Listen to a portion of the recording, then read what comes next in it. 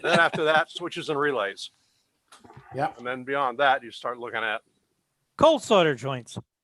thermal. What did the things, previous cold solder technician screw up? Whatever, but the switch is the first real suspect that comes up. Yep. Okay, you have your orders. Off you go.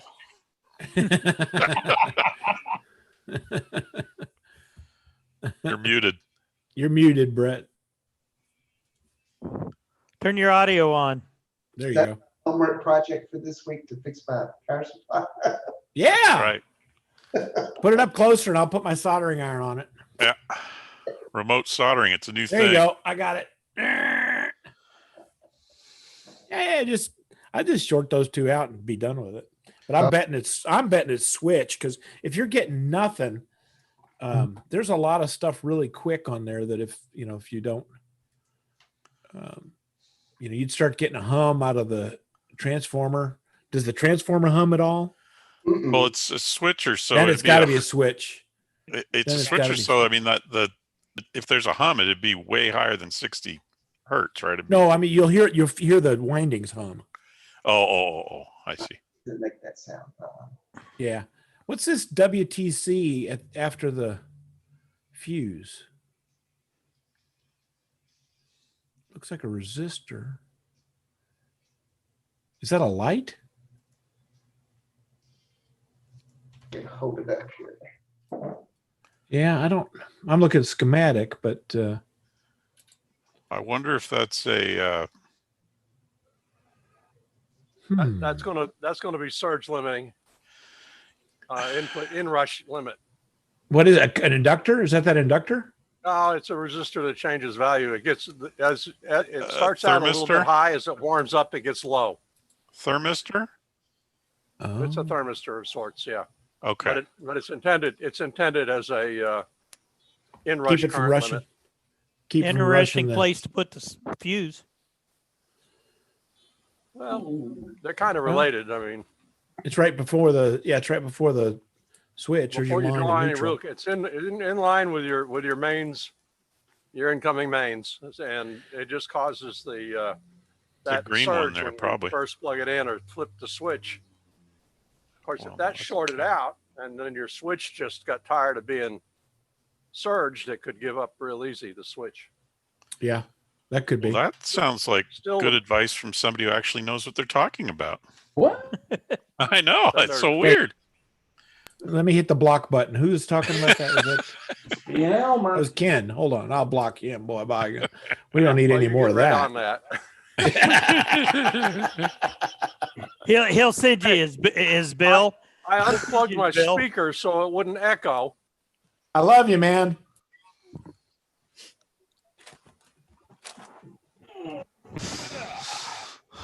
Yeah, we're all voting on the switch because if you don't hear the transformer hum kick in, Yeah.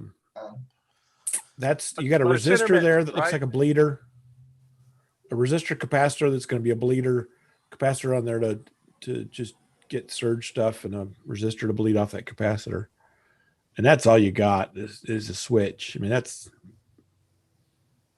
you're just right up against that transformer. So Ken, can you see that schematic? Scroll down just a bit there. Yeah. So T1, is that just a choke? That's not acting as a transformer, is it? Right in the middle there? Yeah, right there. That's not stepping down the voltage yet, is it?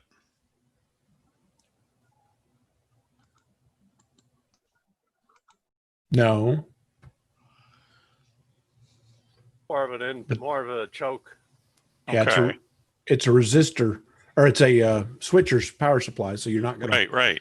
you're not gonna chop it down until you get here to this T3.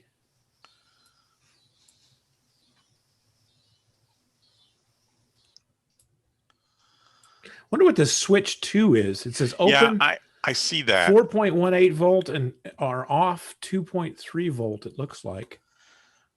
Yeah, Or I saw that 1.15 before, volt. and it's not gang to the other one. I wonder if that gets you 220 in.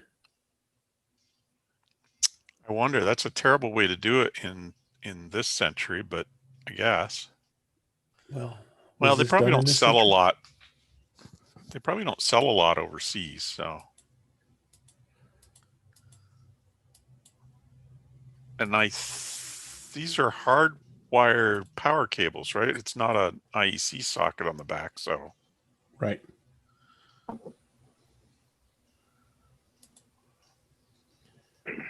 Where was the manual?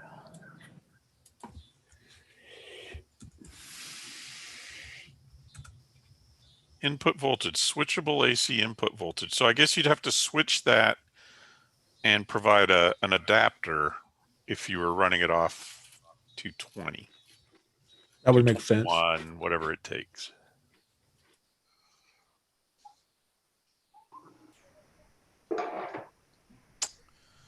A lot more complicated than a transformer and a couple diodes.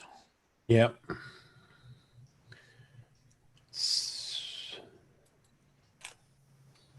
Biggest looks like the biggest complaint is the fan. Brett was saying the fan works though, so. Noisy fan. No, yeah, noisy fan. Yeah, I just bought a 45 amp MFJ, and the fan does make a fair amount of noise, but it sits down low in the cabinet, so I know it's working that way anyway. Yeah, Yeah. makes a little noise. Not- So, Oh, why yeah, I is it so gotta turn it- quiet? I better check. Yeah, my little Astron's got a low hum. You can feel that transformer just humming, and when the power goes out, it's like, whoa, what happened?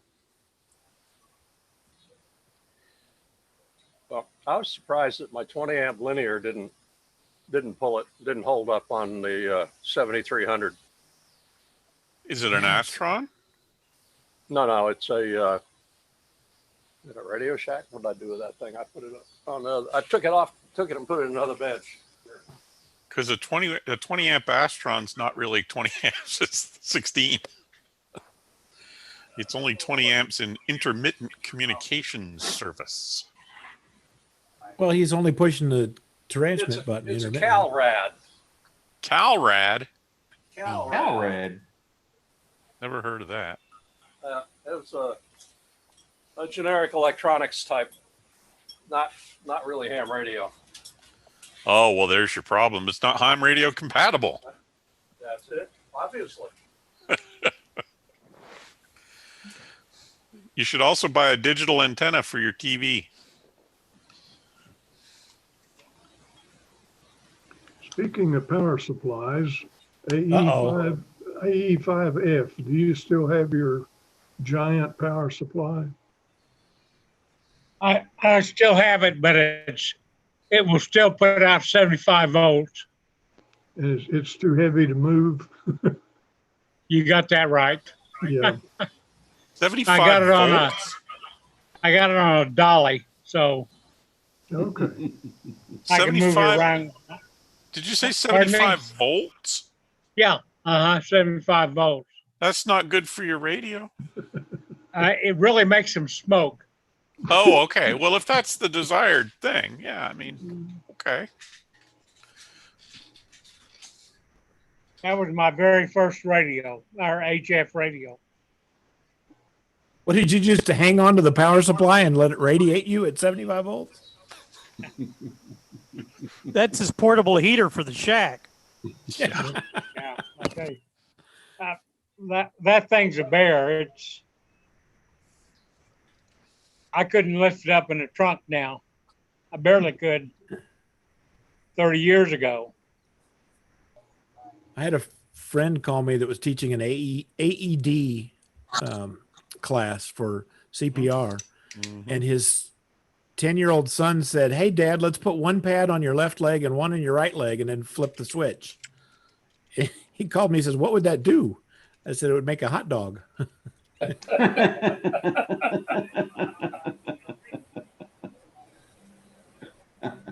Yikes! He was going to put it from one leg to the other? Yeah, it's a 9-year-old kid or something like that. Yeah, Just so put one on no. each- No. Oh no. Yeah, no is right. Yeah, Brett, you're right. Electronics 101 is let the smoke out. Smoke magics. So what did you do with a 75 volt power supply, Bill? I'm going to regret asking this. What did I do with it? Yeah. It's still in the garage. Yeah, but Originally, What it put out 12 volts or 13 volts. Ah. broken. Gotcha. Okay. And one day I turned the radio on, and the display was brighter than I'd ever seen it. And then just smoke started rolling out of it. That's no good. And you'd have to have a 3/4 ton pickup to move it anywhere. Just about, yes. What kind of power supply is it? What kind of radio did it power? It's a rack mounted power supply. It's right big. It's a starts with an L. Large. Lambda. Yeah, lambda. Oh my yes. God. No, that's not heavy. That is heavy. That's real heavy. Yeah. They got paid by the pound. Gordon will come over and get it from you, I'm sure. Good evening. What? Gordon, hey. The voice of God. Oh, what do you mean? It's a lovely audio. got- That's what he means. You got more low end than Yeah. Oh yeah, I'm going through Kim my Kardashian. oral exciter with big bottom. Well, okay then. Is that That's even what it's called. okay? Fat bottom boys. Make the world go around. Yeah. Oh man, yeah, I saw you guys talking about switching power supplies on YouTube, so I thought I'd dive in. Ah. Well, Brett Glad you did. over there with the mustache and the glasses. Well, we all have mustaches and glasses. Who am I Yeah, I kidding? mean, He's got an MFJ Not 41. me. That's everybody but me and Bill and Mark. You have a mustache and glasses, Bill. Come on, man. Facial hair, plaid shirts, and suspenders. Yeah. Anyway, he's got an MFJ 4125, and it's good. It sounds we've decided that his switch has possibly gone bad. It's intermittent, so MFG what? 4125 little switcher, the one without Power the cigarette supply. lighter, power supply, Oh, gotcha. the one without the cigarette lighter, and no meters. Yeah, They because didn't like put one out. you guys were looking at that NTC, which is like a negative temperature coefficient thermistor, which they put them before the fuse. That's what it is. After the fuse, what happens is when you first switch it on, it's cool, and so it presents a high resistance to the inrush current, and then as it starts conducting, it warms up and it allows a full current through. Okay, yeah, that's Ken was NTC. saying NTC. Okay, that's what Ken WTC was is saying. what I was looking at. Okay, Yeah, and then negative T1. temperature coefficient. Yeah, because generally, I mean, thermistor generally gets a higher resistance as it heats up. Positive temperature coefficient would be. So this is the other way around. It's like Okay. that T1 will be part of it. It'll just be an input choke it'll be for EMC and to stop all that nastiness from the switch and supply ended up from the chopper, Back on that. ended up back on the line voltage. But yeah, who knows? Get in there with a multimeter and have a poke around. Nothing could go wrong, right? Yeah. It only rectifies the line voltage straight away into DC. So I mean, nothing could go wrong. Yeah. Just don't cross the streams. Yeah. Yeah. It is. You say it's a 4125. Yeah. Yeah, I went and looked, and that's what I run on my 2-meter rig. Checking the morning net, There's a lot of complaints about the fan. Yeah. That's what Yeah. Mark was saying. Yeah. Yeah, there's a YouTube video, taming the MFJ 4121 PSU fan. Tells you what lead to clip to make it stop making that noise. Yeah. Yeah. They don't seem to last as long after you do it, but they sure are quiet. There was a spate of people replacing fans in the their ICOM 7300s too. They reckoned because every time you keyed up it, the fan would go.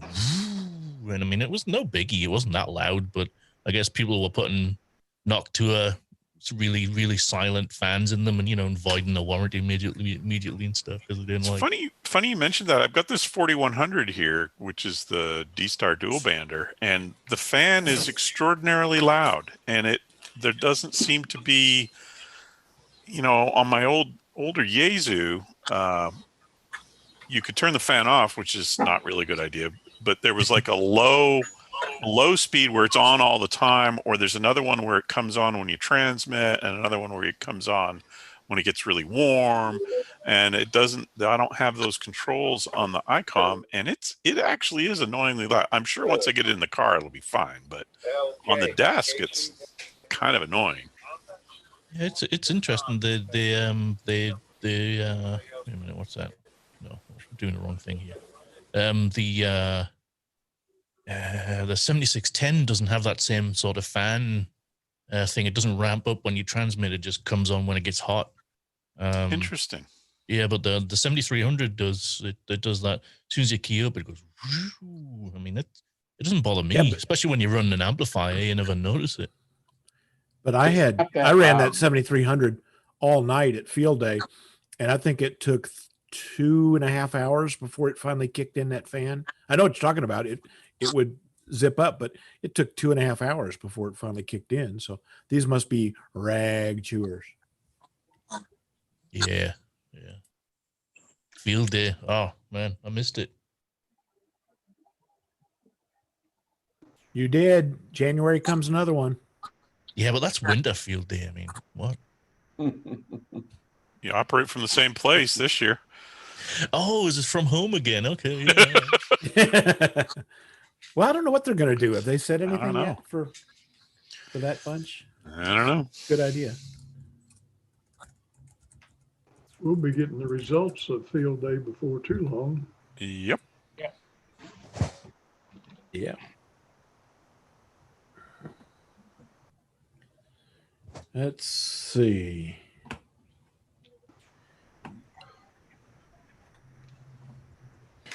And they don't talk anything about it. 136 days, 17 hours, 37 minutes. So winter field day, Yeah. roughly. Yeah. Actually, in 6 seconds, it'll be exactly 4, 3, 2, now. Oh, something's off. Yeah, I was thinking the same thing. Like 40 seconds off. Yeah. Yeah.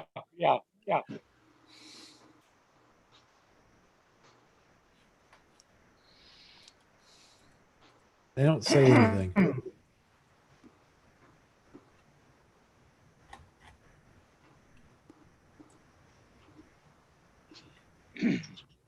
Gordon, do you do any contesting? You know what? Not really. I kind of. I don't really do anything really.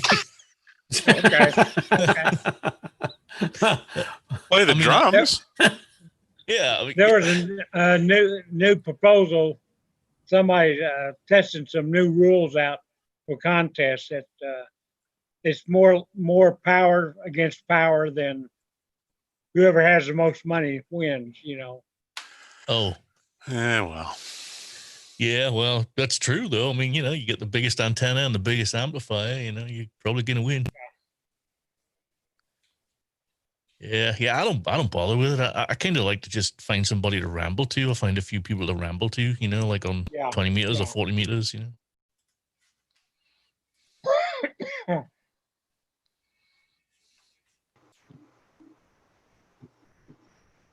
Although I do have a little button set on my radio with my call sign, so I can just keep hitting it. Oh, Well, you've 85 got the, that's GG. right. It's got the voice thing. Yeah. Yeah. the 85 CQ. Yep. Yeah, I've There's got one. guy. I've got one set with just my call sign, one set for CQ, and one set for CQDX, and I think that probably covers it. Had somebody that had one of those at field day that got stuck, or the guy fell asleep and just kept going and going and going. You get that one guy. You ever hear that guy on there? 20 meters from. I think he's from Oregon. And he always comes on checking DX propagation from call area number 6. You know that guy? I've heard him. Yep. Don't answer if you're not in the right call area, because boy, he's Yeah. He sounds really like his he calls his CQ. It's obviously a recording, because it's identical every time. But that guy. He's on just incessant. As I said, the similar guy on 10 meters too, from like Tennessee or Kentucky or something. Back in North Carolina, I think. You probably, you know what I'm talking about, yeah. The guy in Oregon has several rhombics. really. If that's the same one I'm thinking of. I think he's up in the northwest. Yeah, that sounds like the Audible guy. Whiskey 7. That was his. Rhombics. Wow. He always says Oregon. He's in Oregon. Oregon.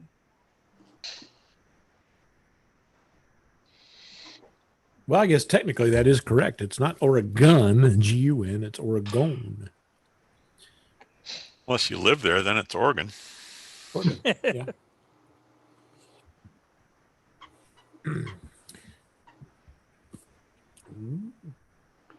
The guy in North Carolina that sits there and has a automatic call CQ thing on 10 meters has been banished from the 1010 International group. Because he was a part of that, right? Yeah. Yeah. This showed up today. I don't remember on Facebook about 3 months ago. Michelle put a deal in about a book called Radio Girl. And Oh yeah. And it was you bought it? Oh yeah. Why not? Oh yeah. What's the foldout look like? Oh, look at that. They've got Morse code. They got the Morse code chapter. Okay. Supposedly, this is a gal, Mrs. Mack, who pioneering engineer and wartime legend. I remember the Wartime legend. the snippet was really interesting. I didn't realize it was a real book. This is a good 1.25 inches thick. It's like, holy cow. No Get the pictures. Large there's some print pictures. edition. Who's it about? Mrs. Mack. Let's see who that would be. Florence Violet McKenzie.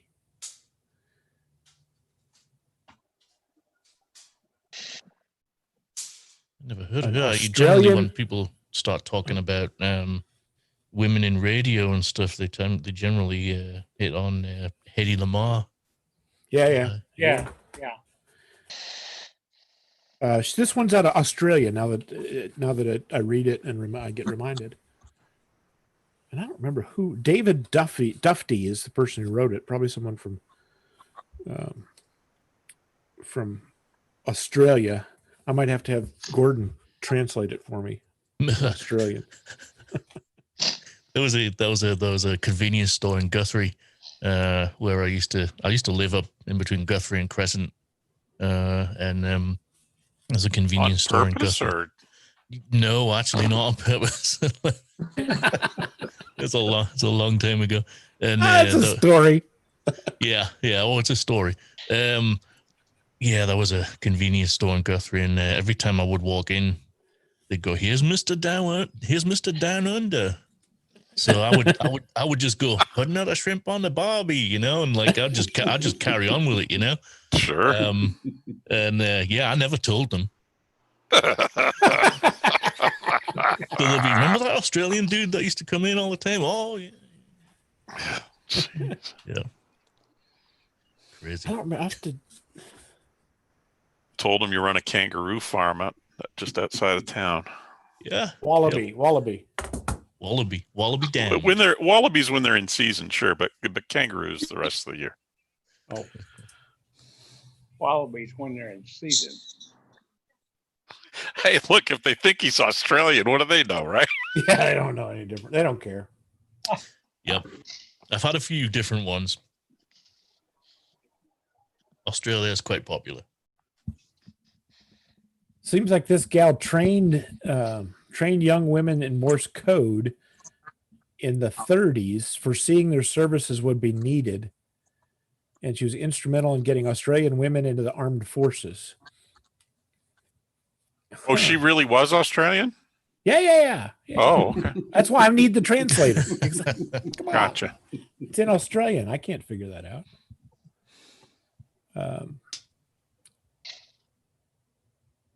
Sydney Harbor. I guess she had a bunch of code breakers that were like the ones in Bletchley in- Park. and yes, Calculators. yes, that's at NASA. Yeah, Yeah, they were Bletchley big on Park. big in the Manhattan Project too. Yep. Calculators, Oh yeah, I bet. human calculators before the IBM machines started to arrive. I'm a huge Manhattan Project nerd. So, Are you really? Oh, yeah, I love it. I've got a friend who lives I've been in to town. Manhattan. No, it's not Is that anything? No, it's not that. Okay. I've got a friend Well, here this- in town that's dad came over with I was gonna say Irving Berlin. What? Irving Berlin. Wow. Father of the No, nuclear bomb. Werner Yeah, you didn't von know that? Braun. Werner Irving von Berlin. Braun. And this gal had dinner and Christmases at Werner von Braun's house when she was growing up. Wow. He was the rocket guy, right? Yeah. Yeah. The Nazi rocket guy. Yeah. And he went out to Manhattan, and then there's another guy in town whose uncle was a photographer for that project, and they just found a whole bunch of pictures from that era. Wow. Kind of cool. Wow. That was some work they did then. Wow. Irving Berlin. I don't even know who. Father Irving of the Berlin- atomic bomb, Irving Berlin. A lot of Yeah. people don't know that. Very They don't talented. know that. Very Eddie Lamar. Eddie Lamar did the Lamar? radios. Yeah. And Irving Berlin. They just Just thought it found was out- singing, but no. I wasn't Just singing. found out who Irving Oh. Berlin was. Yeah. My Getting an father education drove here.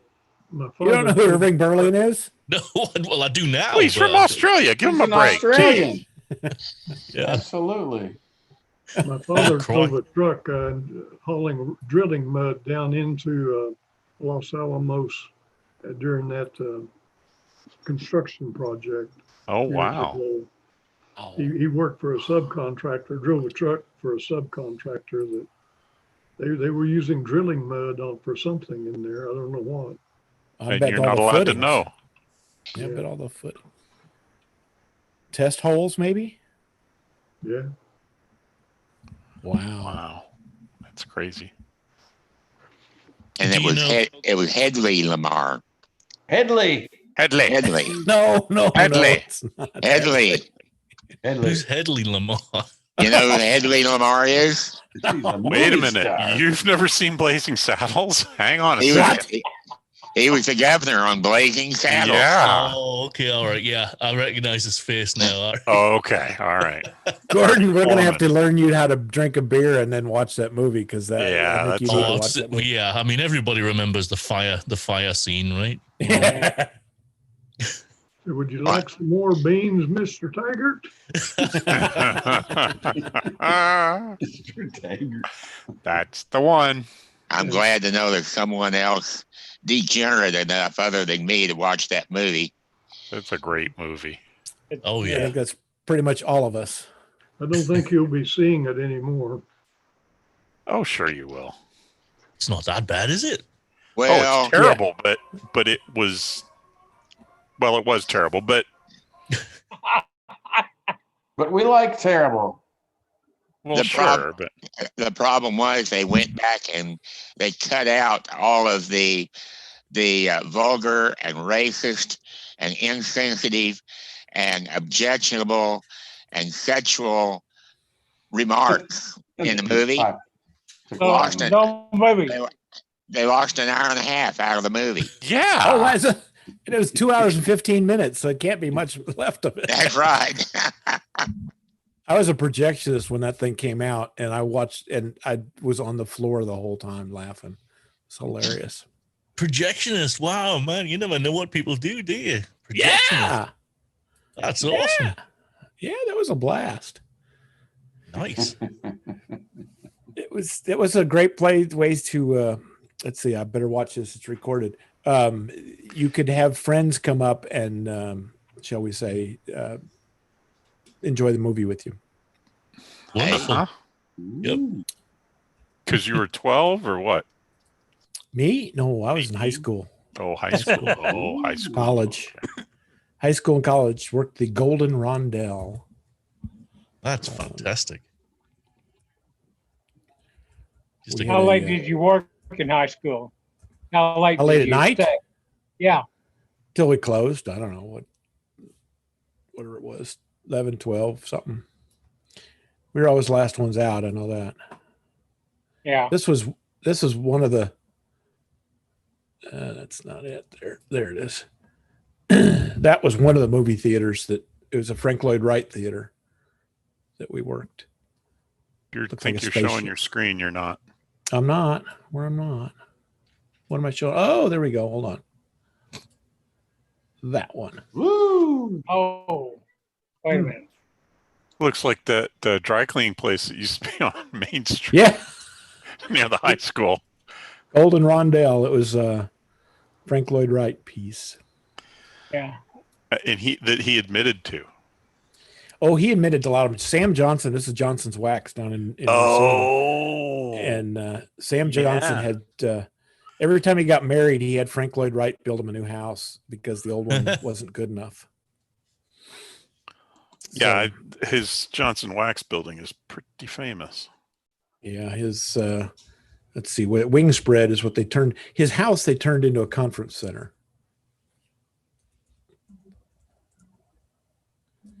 I wonder if it's still Racine. up and open. Yeah, there it is. That looks Frank Lloyd Wrightian. The neat thing about the Frank Lloyd Wright buildings was that you could always tell it was a Frank Lloyd Wright building because there were always buckets in the hallways so you could catch the water that was falling into the flat roofs.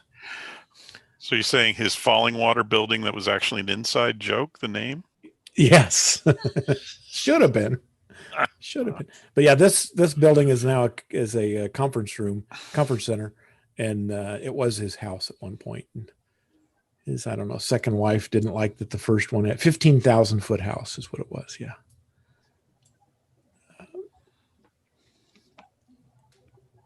Yeah. I guess they've still got it up and running. They've got one of his houses up there in Chicago, just west of Chicago, near Park. Oak Park. Right there in the middle of their park, his house sits there, and they use it as like a visitor center. Yeah, there's a museum, Frank Lloyd Wright Museum in Oak Park. Yeah. Yeah. Sam and Jean Johnson Guest House. There's the. I lived there in Oak Park for about 2 years. Used to walk over to Forest Park, walk through that park and see it. Oak Park Mall. Were you there? I've been there. Mm-hmm. Big outdoor mall. Yeah. I worked at Gurnee, Six Flags. It was called Marriott's Great America at the time, but it's now Six Flags Chicago. No, it was 20 years ago. It was Six Flags Great America, I think. Yeah. Yep. Wow. How do you know that? Oh, you were up there then, weren't you? Yeah, I lived there. So you were up there after I was there. It was still Marriott when I was there, when I worked there. Oh yeah, we moved there in '99 though. So. I lived there in '82.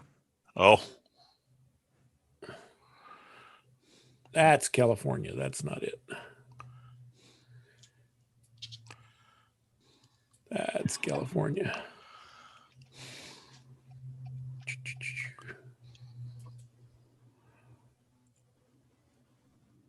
That's California. We got to always get the stuff from the California park. They were sister parks, and whenever they couldn't fix stuff, they put it in a DHL package and send it to us. And we'd always have to fix it. And we'd always send them a note back that says, "Oh, it's not repairable. Sorry."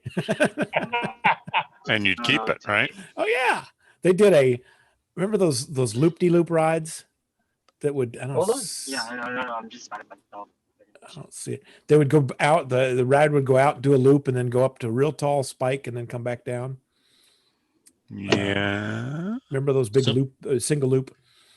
They had they painted the rails out in California, and they put the sandbag dummies on and ran it for a whole day, and everything was great. And they put the technicians on in the summer, and they called a radio call, "Get everybody, get out here, come ride the ride." Well, they rode the ride, and they didn't have enough weight in the ride, and it got to the top of the loop, and it held upside down, so that all the cars were upside down, and everybody was strapped in and screaming and all that good stuff. But their $1,500 Motorola Brickatalkies slid right out of their holsters straight to the ground. Excellent. We got a next day package the next day. We were told to take half of our radios and send them out to California, and we got a package the next day of about 40 or 50 of those radios we had to fix. That was no fun. And some crystals phones and some spare change. Crystals, yeah. Yeah. The spare change stayed in the pockets. It was those dadgum Motorola's with the big 3-inch square leather holsters.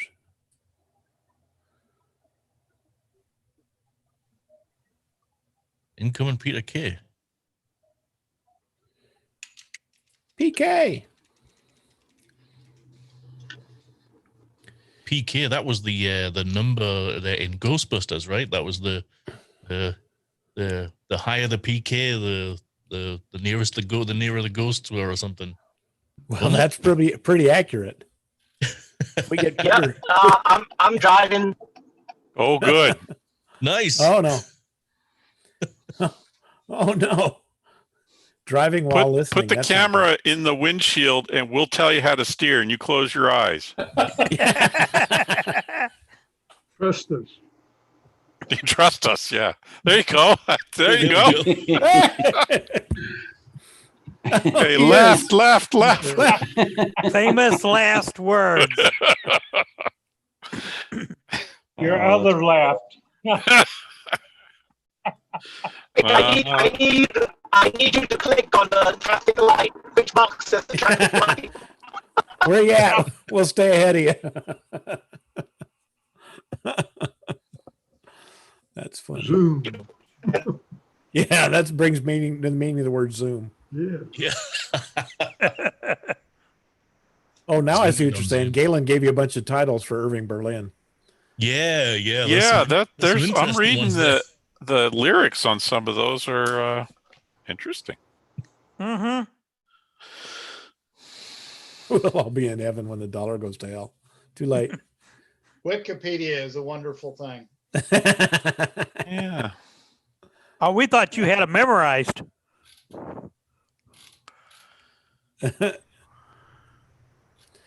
Irving Berlin. That's funny. Father, it's atomic bomb. Little known fact. That's right. Hey, Peter K., while you're driving, I've got a request from the Boy Scouts. They're doing some 1.5-hour meetings every Monday night, and they're wanting to do a radio badge. And I told them about our astronomy stuff with Riddy, and they thought that was really cool. How many of those 1.5-hour things do we? Yeah, dang it, SSTV. Shoot, I keep doing that. We can do STR, I'm sure. Chewbacca. Gotta love digital. I think he said something about ASCII art via RIDI. I think that's what he said. Because RIDI. Okay, yeah. Go ahead. No, you speak. Your audio is just choppy. No, I just going to say I'll get with him on. Yeah, he can. I think you got all the materials for half an hour. Your radio match presentation, and then Turn the video off. Save the bandwidth. Jeez. How many total hours does that need? Total hours. For the badge? About 4 hours, I think, for that material. Good night, Mike. 4 hours? Okay. So he's saying, so we're saying probably 3 hour and a half cents should work.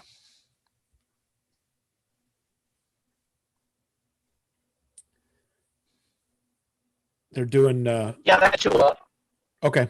They were doing, the Boy Scouts last night did a deal. They're trying to stay COVID aware, shall we say. And they bought, or they rented a inflatable movie screen. Have you ever seen one of those? Mm-hmm. No. It was a 16-foot movie screen. Backyards and stuff like that. And I thought for Peter, for our astronomy stuff, that would be cool.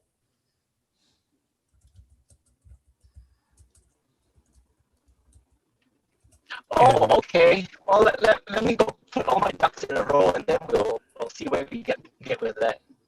Okay. Or give me a call one of these days. Let me temporarily sign out here for it. Okay. You actually understood that? Yeah. Let me. He said he's on dial-up and he'll be right back. Oh, okay. Okay. It's screaming robots.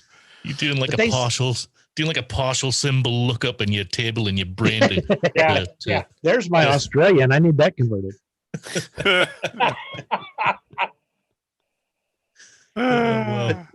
This movie screen, never thought about it. They rented, had a friend who had one, so they kind of rented one for the Boy Scouts, and they just put it out in his field. 16-foot blow up movie projector screen. It's got an air blow up like a bouncy house. And you only just shoot a $180. projector. That's not bad. Is that with is that with the blower? Yeah. Wow.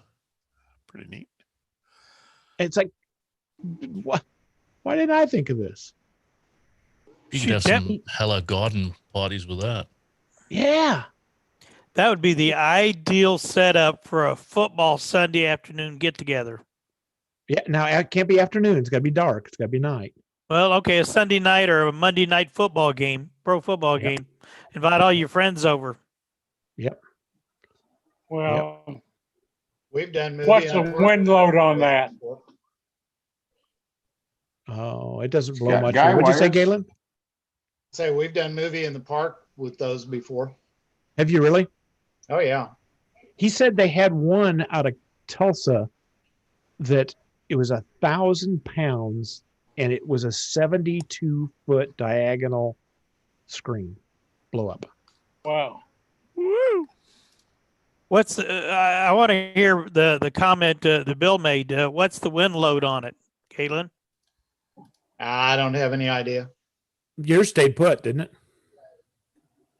Oh, the one we rented, or the Parks Department rented it, so I don't have any idea. Yeah, but it stayed put. It didn't go anywhere.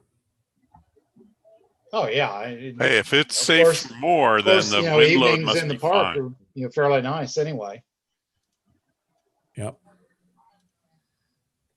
If it can survive the wind and more, it's probably good anywhere. So That's right. There's a more approved sticker, I think, on the bottom of this. There you somewhere. go. Hold on. Yeah.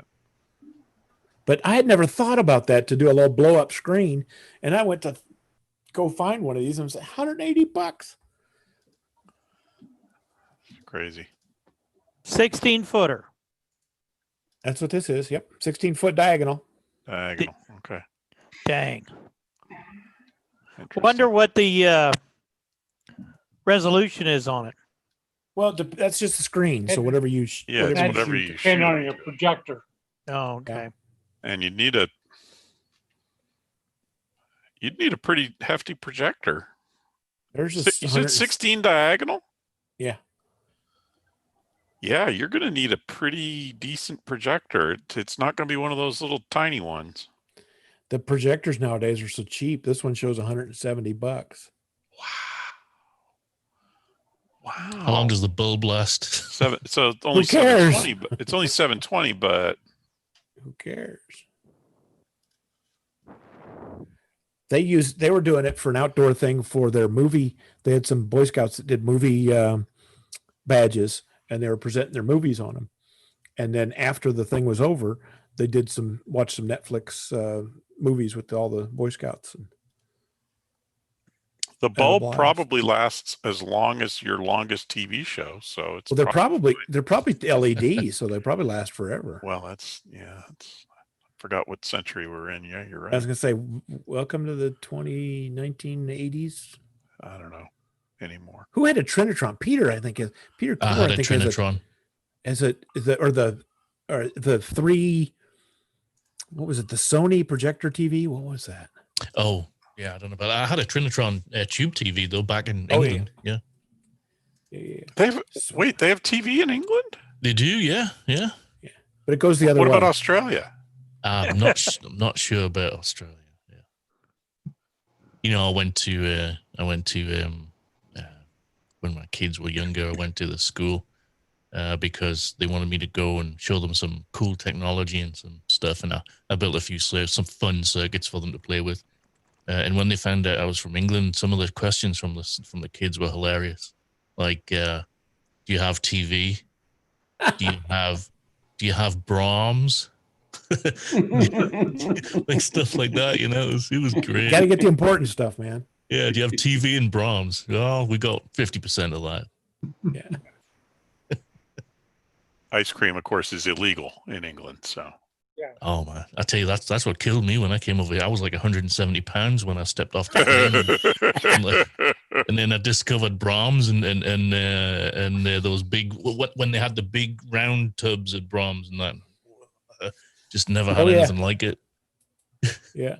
And then I was like calling my friends in England, going, "You can go to these places and you don't even have to get out your car and to bring you food and everything." It was like, oh, I was in heaven, man.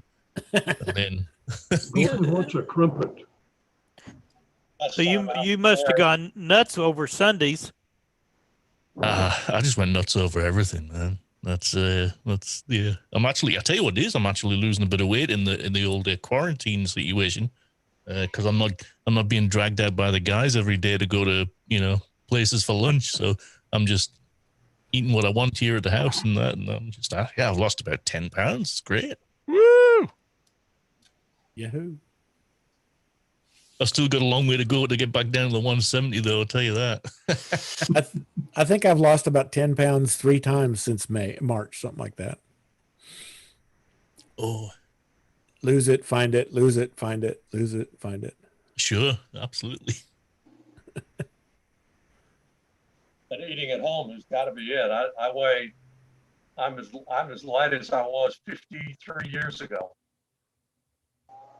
I haven't seen this weight since then. My last trip to England, of course, English warm beer, whatever. The kids were drinking an imported beer at Pizza Hut. It was called Budweiser. Yep. The English kids were drinking the imported beer called Budweiser. Cold. Yep, indeedy. I remember when people up in Wisconsin thought Coors was good beer. Yeah. My brother-in-law used to bootleg it down in Oklahoma. Yeah. Hell, they made whole movies about Coors. Yeah. Yep. Yep. Eastbound and down. Yep. Oh, Eastbound. Yeah, right. Yeah. Loading up and Smokey the Bandit. Absolutely. Still not as good as the Cannonball Run, though. That's my favorite. The Japanese guys in the Subaru. Specifically, what you call him with the eye? Oh man, Jack Elam. Oh, yeah. He's the doctor in the back of the ambulance. He's fantastic. Yeah. In Gumball Rally. I gotta look that up. I haven't seen Yep, that there you go. There in he a long is. time. That's funny. Just try to put a rig and an antenna in a Pontiac Trans 76 Pontiac Trans Am with the kind of setup they had. If you remember the CB radio they had in it, it was mounted under the dash because they didn't have any room for it. There's a dash you could mount stuff under. Cars don't have that anymore. No, they don't. Man, this guy has got to be a problem. Jack Elam's a proctologist. That's what that's what he says in the movie, right? He's brought his equipment. He's like, Yep. there he is. Yep.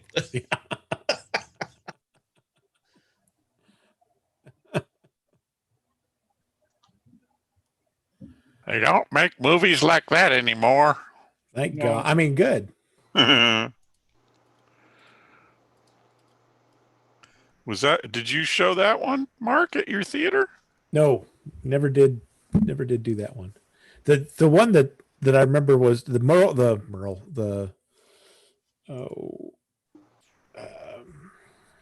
Kentucky Fried Movie was. It's like what? It's been were a they long smoking? time since I've seen that. How about Howard the Duck? Oh gosh, I think I did show that one once. That was a strange movie. That was a terrible movie. Except for Leah Thompson. You're talking Jack Elam. You need to watch Support Your Local Gunfighter or Support Your Local Sheriff. Yeah. He's very good in both.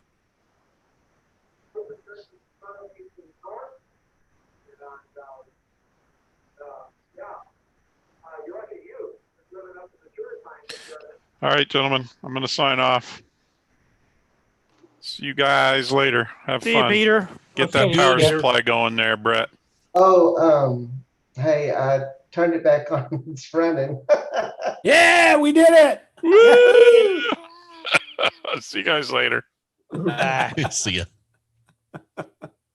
Just don't turn it off. No. The warranty, 30 feet of 30 minutes. Yep. 30-30 guarantee. Yep. 30 minutes, 30 seconds or 30 feet. Well, depends. I guess if it's MFJ. Yeah. No, it's us, not MFJ. They've got a real warranty. We don't. I got the opposite problem. My 2-meter radio off and on switch isn't working, so I use the power switch on a power supply to turn it off There you go. and turn it on. So, I leave my radio on, in fact. Also. well, I probably could and should. Okay, what's Bad habit I've the always got. deal about leaving your computer on all the time? Who turns them off at night or who leaves them on? I leave them on 24/7. I turn my main PC off at nighttime or when I'm done with it, basically. But I do have a server, like a media server, that just runs 24/7. Okay. I turn I mine leave- off when I remember it. My work computers stay on all the time, period. Yeah. Okay. Yeah. I've heard both ways, and it's Yeah, I think nowadays it really doesn't matter.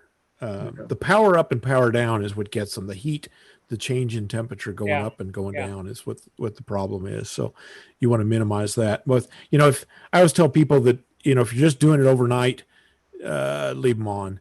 But Friday night you might shut it off till Monday, that kind of thing. That gives us, for me, that gives my people a reboot every week, which kind of helps everything.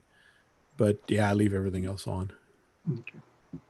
If the lightning's flying, I shut mine off. Yeah. disconnected as well. Yeah. Weird. That last lightning storm we had was unbelievable. Oh man, that was bare. Set several homes on fire. 'Twas a bear. Yeah, I left. You know, everybody talks about radios and stuff. I had a Delta loop over the house for, I don't know, 15 years, and I had the radio, power supply radio, on 24 hours a day, and never, knock on wood, ended up with a problem with any of that stuff. Yeah. I was running packet off of those packet bulletin boards, so it had to run all night. I would probably still be running the power supply if I hadn't turned it off. Yeah. Mark and Bill, you remember Lewis Kennedy? Yeah. He had a little tower put up beside his house, and up on the very top of it, he found a round copper toilet float ball. And he mounted that on the very top of the tower, and had a little point up on the top of it. It was really cute. It got hit by lightning, and it flat burned a hole through that toilet bowl ball. And Wow. he took it down and his wife, of course, had to see it. And he told her that protected the house. that being up in the air over their house protected them and saved them from a lightning strike. She thought that was wonderful. Put another one up. Put another one up. Yeah. Well, that's what I've been telling my neighbors around here. Yeah, I'm protecting you. That's the way you ought to tell them. That big 60-foot vertical back there is a lightning rod that protects their house. It does. Yeah. There's a cone that will help. How's everybody? I'm going to bail out as well. Carry on. Talk among yourselves. Okay. See you, Bill. We'll talk about you. See you later. Okay. Cheers, Bill. See ya. See you, man. Wow. Everybody got bigger. Yeah. Yeah, that usually happens after Christmas. Yeah. After Thanksgiving. Yeah. Well, what's new, everybody? So far, nothing exciting. Oh no! I'll tell you what. I'll tell you what's exciting. I'll give you a hint what I was doing today. Oh, satellite. You want the Did you use the repeater? Did you hit the repeater? No, I didn't get a chance to hit it, but I did receive it today. Cool. I got an update on it. The uplink and the downlink is active on the new ISS repeater. Fantastic. What you want to do though is on the 437.800, 437.800, you want to just listen, and aim your antenna around to it, and then just follow it across the sky, and you can hear all kinds of conversations and stuff going on.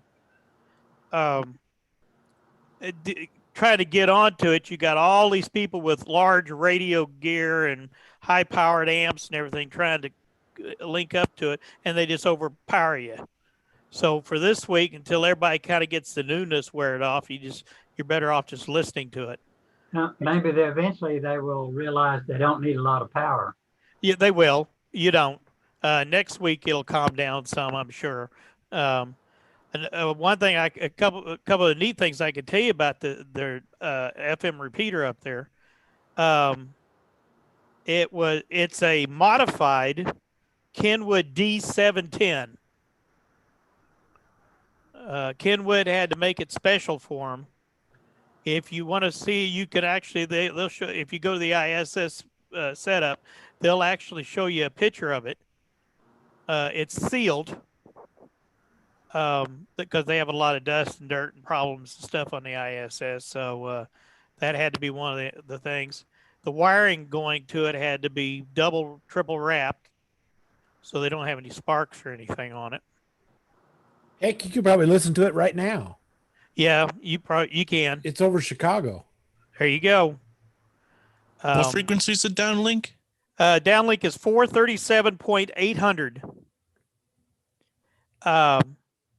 And another thing is the antennas for it. They've got 4 antennas that they specially made for the ISS and have been installed. 3 of them are smaller antennas, verticals, and they're on the Russian module. And they've got one long one that whip that's on there. It's on the US module. If they need to use that one for digital or whatever, they don't right now. That's what they set it up. The 3 smaller ones is what they're using for the this uplink downlink setup. And but it does work. It'd be cool to hit it. If you got a lot of power right now this week, you can hit it. It's 145.990 uplink. Just make sure that it's simplex and that it's 67 hertz. What'd you say the downlink was? Downlink is 437.800. 437. And the uplink? And the uplink is 145.990 megahertz. Simplex. The encode, the CTCSS, needs to be 67 hertz. 437,500. Is that what you said? 437.800.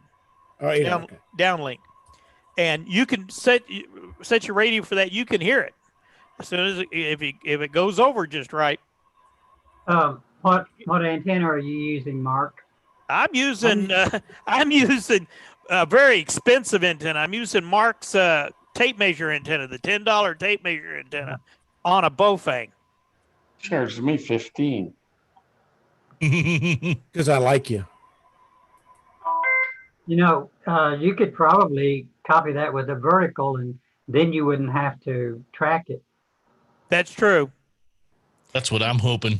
I've got. I'll tell you something I did a little research on today. It's kind of interesting. You know how you've got the 30 degree, 65 degree, which is almost above you, and then you got the 30 degree over here, and then it goes down off the horizon. Well, the frequency on the downlink that kind of fluctuates a little bit. It'll range anywhere from 437.810 down to 437.795. That's due to the Doppler shift. Doppler shift, yeah. But the 437.800, if you do that, you're pretty much going to hear it.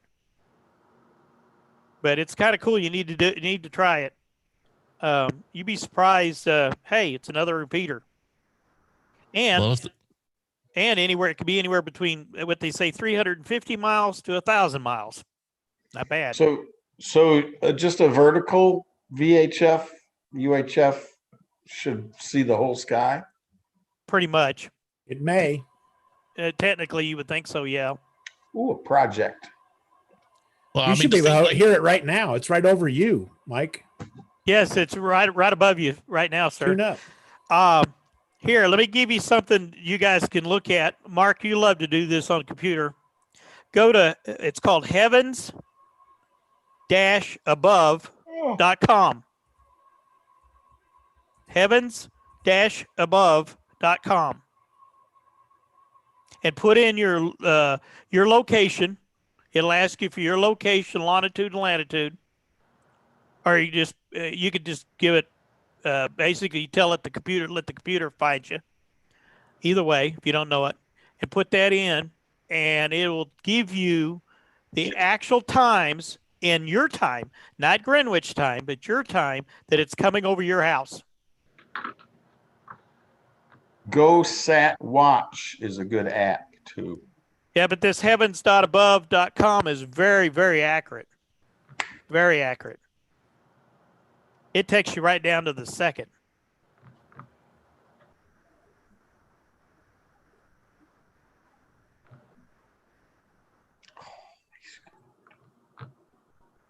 But yeah, if you turn it on and listen to it, be patient with it and listen to it, you'll actually hear conversations and stuff on it. It's really cool.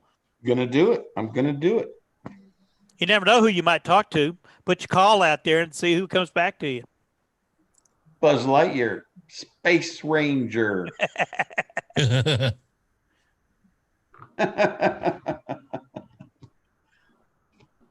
Now, I just stood out in the front yard and listened to it as it came over once earlier today, about 1 o'clock. You got certain times of the day. You get one like at 6 a.m. in the morning. You get one again at about 1 o'clock in the afternoon. Then you get another hit, depending on the angle it is and stuff, towards evening. It's pretty cool. And you get one overnight too. I used to work some of the satellites, and they were transponders, so you could do sideband on one end of the band and CW on the other. So you could do more than one conversation at a time. These FM repeaters, it's only one QSO at a time. But so and I don't know what satellites are up there now that's available, but oh, the AO51. I've been talking with Mark about this one. I mean, it's been very active. I've done that now over a couple of months. AO51. It's working great. Yeah, it's been up for a long time, hasn't it? Yeah, you can hit that sucker with about 2 watts and never have to worry about it. Well, I was using helical for the downlink on 435 and a 3-element 2-meter Yagi on the uplink, and I was set up where I could track them. And I was using a TS2000, and there's a program that automatically takes care of the Doppler shift and everything for you. That was really a neat setup. Sounds like it. I've worked them stations from the time the bird would come up above the horizon, the antenna would automatically point to it, and I could work those guys until the bird went below the horizon. Well, the one that set it up on the station took him a while to do it, but set up on the station. His name's Chris Cassidy, KM5KDR. He set that up on the station. They did quite a few EVAs to go out and set up the antennas. But the one thing that they're working on trying to get up there, one of the next transports that takes supplies and so forth, that's how they got this one up there. This new repeater went up in March with their supplies. They're trying to set up a digital one. I don't know if they'll ever do a DMR or not, but they're trying to do a digital one. This next one they send up. That's what they got the antenna out there for, the larger antenna on the American pod section. Mark, did you get that inputted into your setup? I tried to pick up something over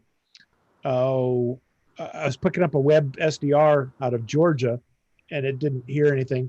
So I'm getting one out of, let's see, I have to have Gordon translate for me. Stoke-on-Trent. Stoke-on-Trent. Yeah, see it. Cool. And it's I just heard a repeater there, so I'm just jumping up to 437.8 and waiting for it to come across the pond. It's about halfway from Newfoundland to UK. It won't be long. Yeah. Won't be long. It'll be by. They say you can get roughly, depending on the angle and where you live and the conditions, you can get anywhere between 10 and 12 minutes. That's pretty good. But that's 30 degree one direction to 30 degree the other. Yeah. And when it hits down below about 45 degree angle on that, you start losing it fast because of your conditions of where you live. Yeah, and everybody in the world's trying to get into that repeater. Oh, sure. Yeah.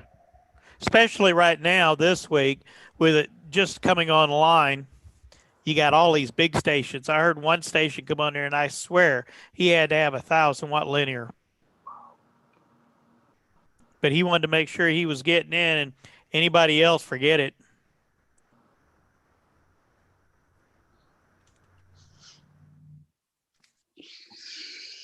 Next week, it won't be so bad. You can get into it with 5 watts.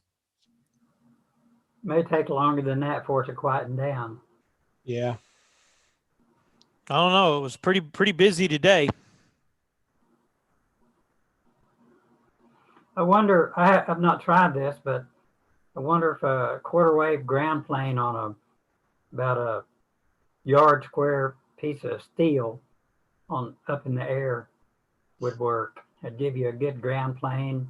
It'd be vertically polarized, and it'd be non-directional. So that might work. I have not tried that, but Hey, that's a good experiment to try. Let us know how it comes out. I can tell you, I can tell you the tape measure antenna works real well. But you have to track it. I just I just basically held my antenna up there, and I knew when it was coming across, and I just started moving the antenna with my arm till I got across there, and then when I picked it up, I just kept following it till it was gone. And they say you can get it 3 times. Gordon's got an audience in the background there. I think she's trying to get his attention. I wondered if anybody would notice. But you got a cat in a house? Is that what you're saying? I'm gonna go get something to eat, guys. I'll see you later. I think she is that what that meant? More or less. See you later, Gordon. Better get it while See you, we guys. get it, Gordon. Glad you stopped Adios. by. See you guys be later. good. Cheers.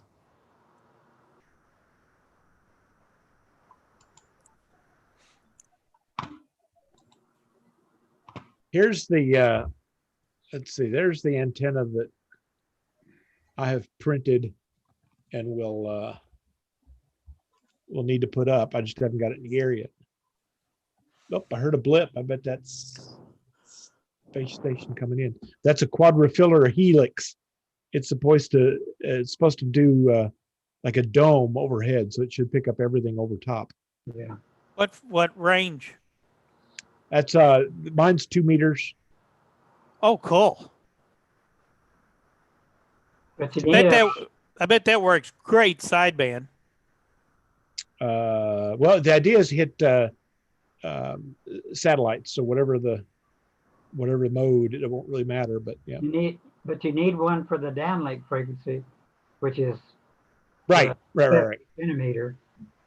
Right. You need 2 of them. Yep. Mark, the downlink for the ISS, that's 437.800. is that FM? Yes. It's a FM repeater. Yes, it's an FM repeater. Gotcha. Mark, what did you print on that antenna? The one I have is the centerpieces. I've got some center crosses that printed. Have you bent the wire yet? Or I just haven't put the wire on it. Yeah, I put the wire on it. I brought it for an Elmer night thing and long time ago. We never did it. Let us know how it works out, Mark. Yep, it's designed for RG6 coax. The stuff that wraps around is coax. Oh wow! 6. Let's see. I got one similar to that, and I can't remember, but I came off of it with a certain length of 75 ohm, and then 50 ohm on into the shack for a matching. Oh yeah. It's been a long time ago. Yeah. It was more like 2 loops at right angle to each other.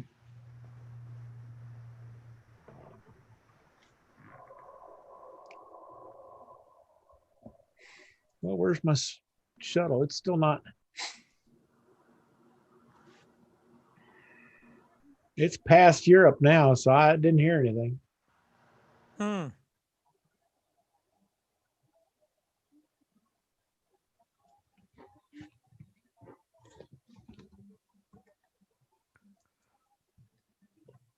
I'll tell you one person everybody knows that was on it today out on the West Coast as it went by. That's Mr. Gordon West. Oh, was he? He sure was. And I get he had a little bit of power in his. Yeah.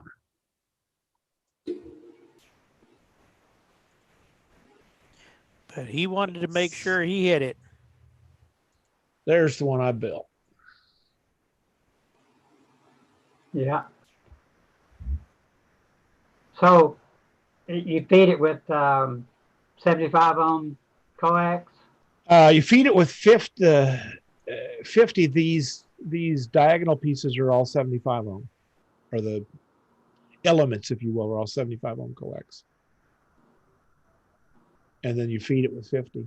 But I'm going to run 75. It's going to be receive only, so I'll put it as 75 ohm coax. Yeah. RG6 is pretty cheap. Yeah, I've got 5,000 feet of that stuff Yeah. on spools. So. You could use that to build a beverage antenna. Build the antenna itself out of it. Yep. Yep. You might even be able to make a two-direction beverage out of it by using the inner conductor and the outer conductor. Oh. So you might look at that. I don't have enough RG6 to do that, but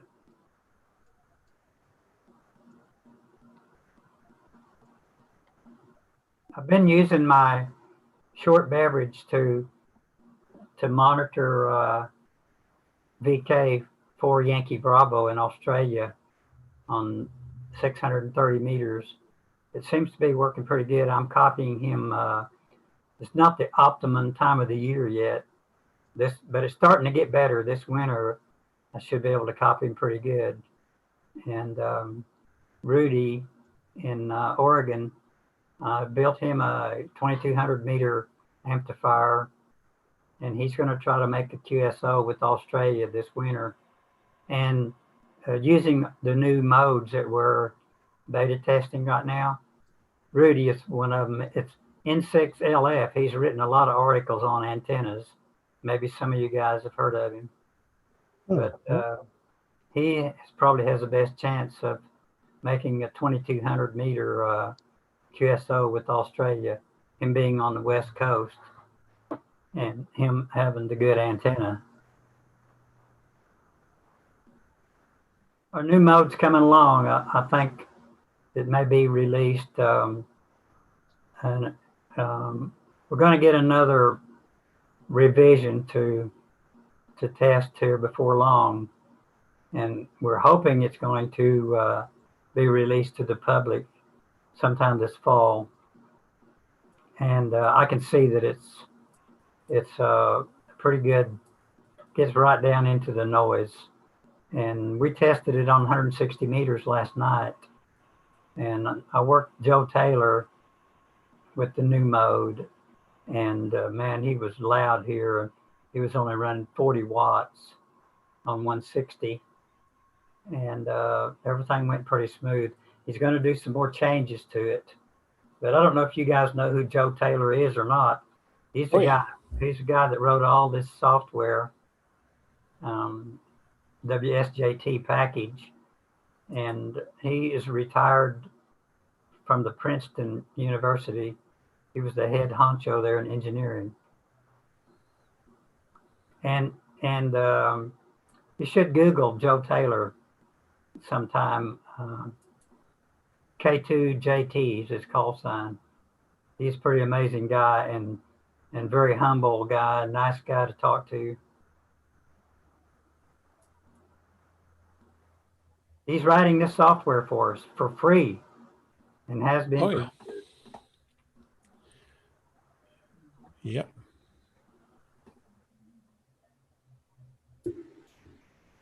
Oh no, I'm excited if it finally gets me be able to use get some longer context on my very simple dipole antenna.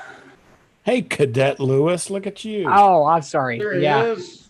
yeah. Space Cadet Lewis. That would be the Civil Air Patrol Zoom meeting. Why I'm always late on to here if I am. I thought I would check in because I have Zoom meetings all the way up till 8, which isn't the most fun. There we go. So you're working digital modes? Yes, I've worked a few digital modes. Hey, anytime a new digital mode comes out, you know all the SCR people are going to be having a field day. Just you shove digital modes to people with SDRs and they'll be happy. That's all I'm going to say. Yeah. What digital modes are you operating now? Well, like most basic people, if I do anything, because I'm mostly lazy and it's pretty lazy, I do FT8. But I still think the coolest one that I've done is probably WinLink. I don't know why, but just sending an email over the radio is still one of the coolest things I've done. Cool. Are you on 20 meters with that? Yes, because right now my multi-band dipole antenna is only resonant, at least a good on 20 meters. Ah.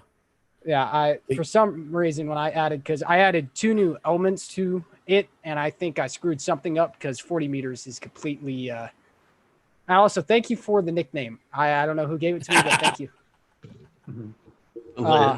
Yes, it's good. That's a good representation, and I don't blame them, especially with the antenna I'm dealing with.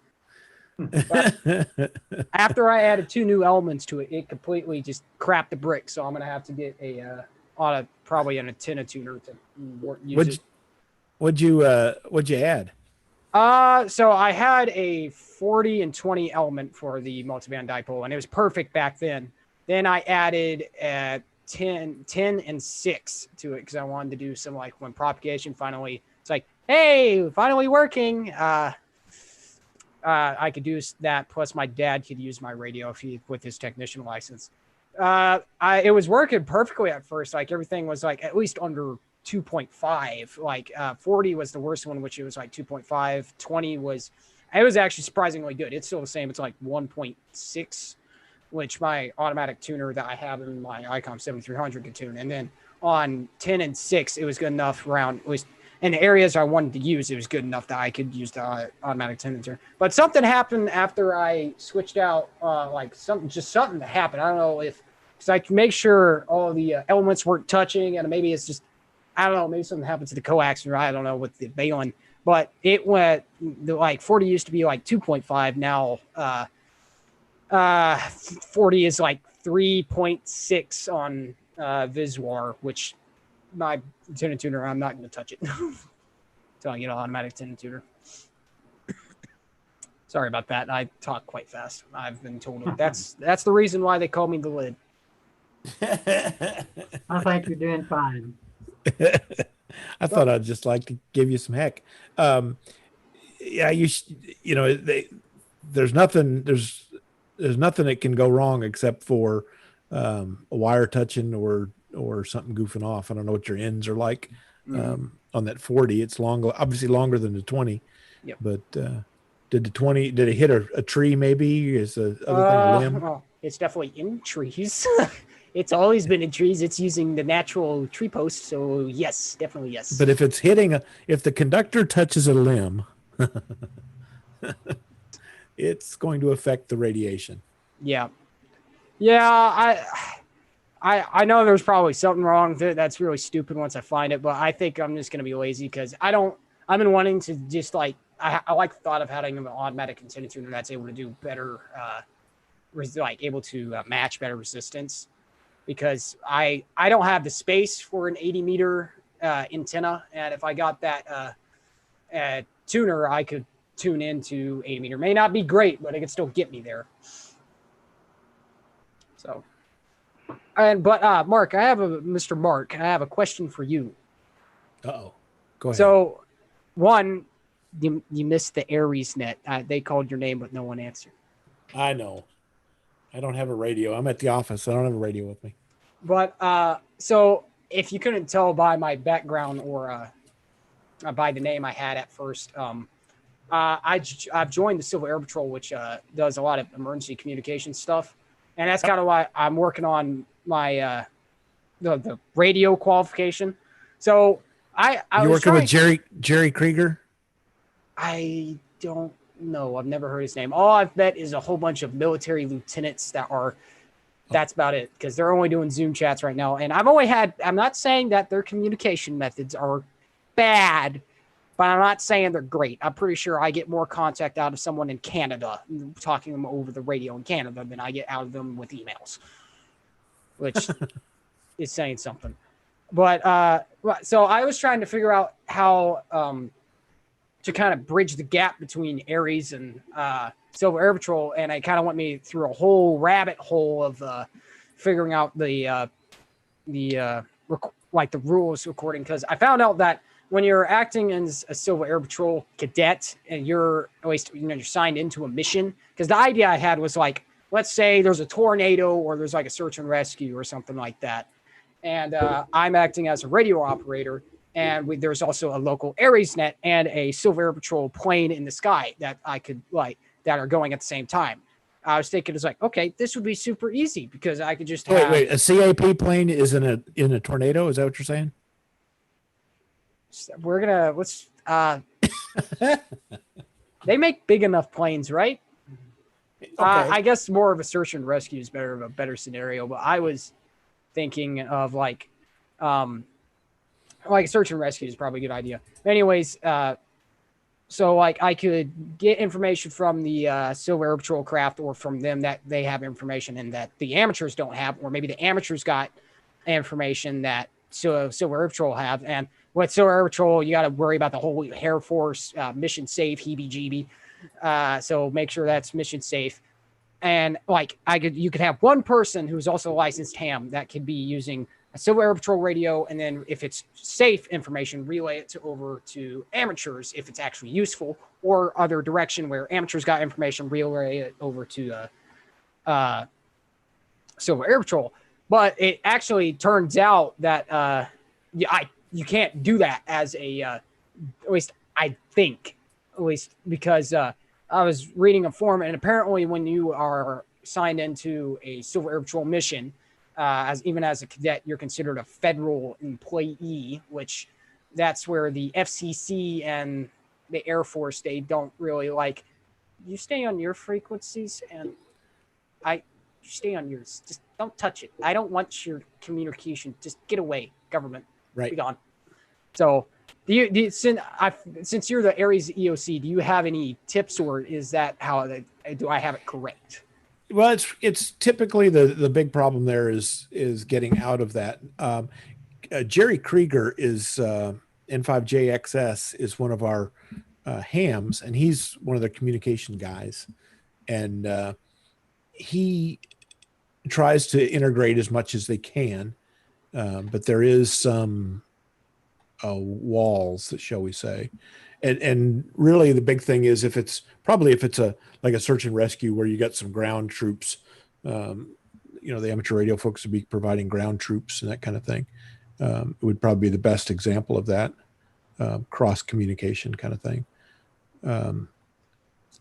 They all typically try to keep everything separate in their own little compartments, but it's probably the Air Force is going to give you a harder time on that. Yeah, which was irritating because I was looking at the there was a forum that people were discussing this, and they were talking about how it's like, well, if it's non-business and it's not for any type of commercial use, I'm pretty sure most Silver Air Patrolmen in that scenario are not going to be acting out for personal gain or anything, or they're just like, it's an emergency and you're just trying to spread information between agencies, so you don't have to worry about telling a guy, oh, there's a guy. 5 minutes later, Silver Air Patrol. Oh, shoot, there's a guy. It was like, oh man, that would be super easy if you're just able to interconnect that. So I just thought it was irritating, but it makes sense, kind of. I don't have to agree. Different missions. I put a link in the chat, and that's the link to this video that I've got on screen that shows N5JXS is the Jerry Krieger, and he talked about the good folks at Civil Air Patrol, And it's kind of cool. I don't if you haven't seen his spiel. Well, I'm They talk about their whole communication system, about the repeaters and stuff that they've got, airplanes and all that kind of stuff. Yeah, that's already piqued my interest. I am glad you have made YouTube such an available source because that is magnificent. That's cool, isn't it? Mm-hmm. Yeah, I've been trying since I don't. Most of the time, I'm either eating food when there's like a Elmer night. I'll be like, oh, I want to see. I'm just gonna kind of browse through, see if anything's of interest that you guys talked about, and sometimes like, oh, I didn't know that. And, Yeah, good. So it's been Good. useful. We got a lot of folks doing that. Mm-hmm. So I've also officially put in my, I guess, application for the Aries. So what's kind of next that I do? Nothing really exciting. It's not a big high volume thing. The videos, I don't know if you saw that, the FEMA videos, FEMA 100 and 200. Let's see. Yeah, it's kind of funny for the qualification for Civil Air Patrol. It's like you have to do IS 700, IS 200, IS. That's it. And it's kind of funny. It's like, well, shoot, and I'm already having amateurs trying to push me to do that. Well, I'll just do it anyways. Yeah, those are the big ones, and any of those FEMA ones are really good. And if you get the certification, send me a copy of it. I'll put it in our documentation. Okay. Stuff with everybody else's. But now, I guess this is kind of the big question I have to ask. So, how do I get my name on the Aries Net roll call? Show up for 3 weeks in a row or something. 3 weeks in a row? Yeah. Okay. They usually keep folks that are there 3 weeks in a row, and or send a message if you intend to be there. Send a message to one of the net controls and say, "Hey, add me to the list," and they'll put you on. Okay. Because I was waiting outside. I was like, I wonder if they added me to the roll call. I wonder if they're gonna call my name, and then they went past the W5 M's, and I was like, well, okay, I'm outside with a handy talkie standing on top of a broken down truck. I'm gonna go back inside so I don't turn into mosquito bait. Oh yeah, just send Phil if you want to. Send him a message, and he'll get it to the right bunch. But KD5UGO. How is or any he of doing? the net controls. How is he doing? He was on here earlier, wasn't he? Yeah, he was. He was Guess chirping what? and making comments. So getting stronger every day, probably. Chicago. Getting stronger. Did you ever get a youth net up and running, Matt? Did you do anything on 20? Yeah. That's a no. Yeah. That's Okay. a no. I think that's a no. Yeah, I have the script. It's just since school and learning Morse code and joining Civil Air Patrol, it's just kind of gotten away from me. And I don't know. Priorities, right? Yeah, well, I'm very behind in Morse code. It's pretty bad. I had some other stuff I had to do the last week for some like speeches that I had to do for another leadership organization I'm in, and I found out that practicing for like a week. Oh man, it's entirely just, and I was already struggling then. It just screwed me up entirely. So the class I'm in, the guy's like, keep trying. We'll get you on the air. You're probably not going to be able to you won't be able to code everything, but we'll get you on the air. But basically said, it's like, even after the class, you're going to keep practicing. And I was like, I think that's true. I think I'm going to have to go to I think my plan is because right now I'm doing like the coach method, and kind of what they do is they teach individual letters and then teach words, and you got to decode the words also, which I like, but also don't at the same time. So I'm thinking I'm going to, after the class, because I'm at like less than 9 out of 10, well, out of 13, and they're like, and 1 week there's 2 lessons, so I should be done in like 2 or 3 weeks, supposedly.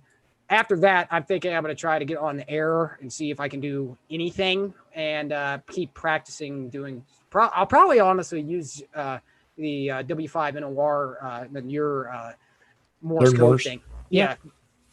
That's a good way to do it. The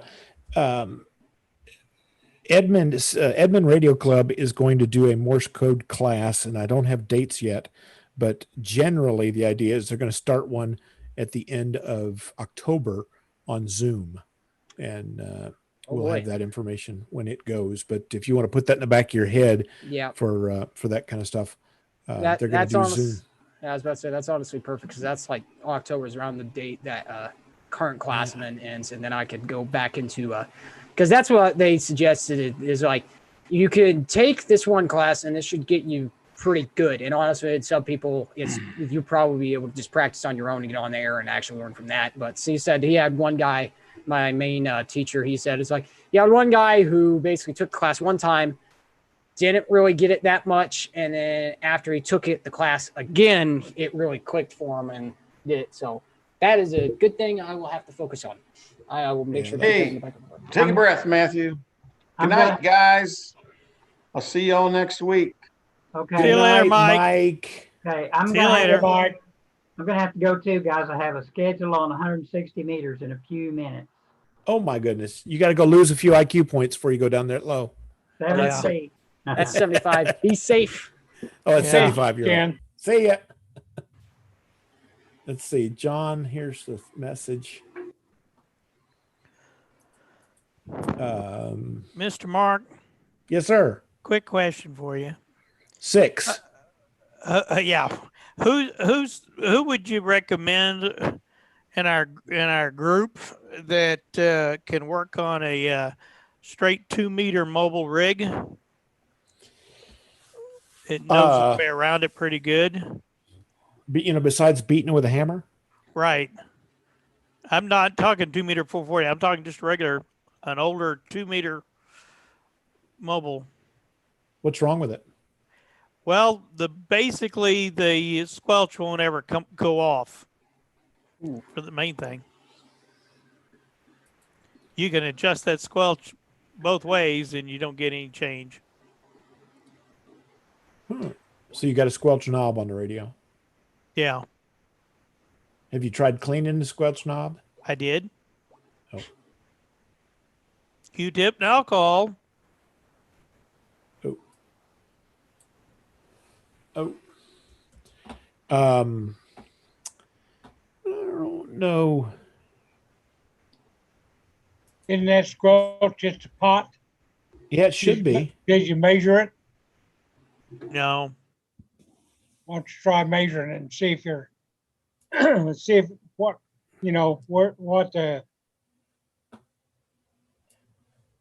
the resistance is at each end. How old is the 2-meter rig? Well, it's one of those Radio Shacks, old Radio Shack HTH 212. I think that was 20 years older than you are, Matt. Yeah, I was about to say you could probably find that at like a museum at that rate. Yeah. 212 is a good radio. What are you talking about? There's no crystals in that radio. That's No. a good one. It's a good solid radio. Problem is, like I said,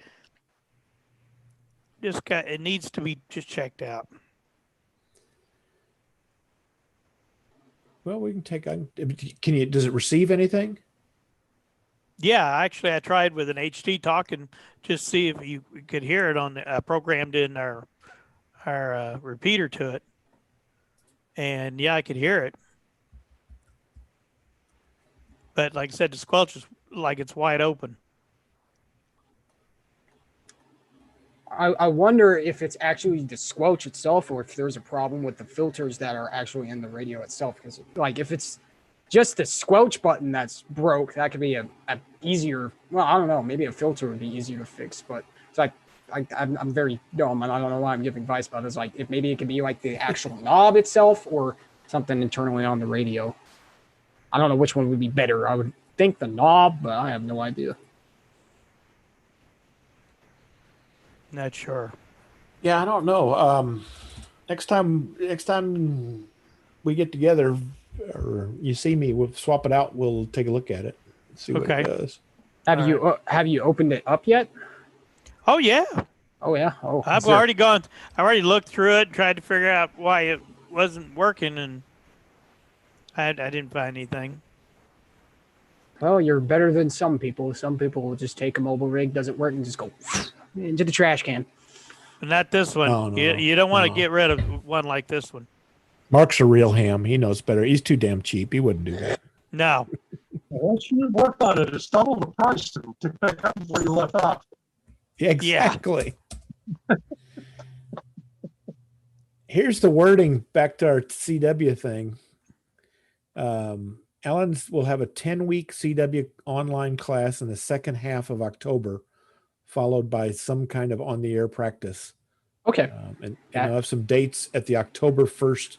This is Edmonds Club, October 1st club meeting. So it will probably be in the, let's see, October 1st is their meeting.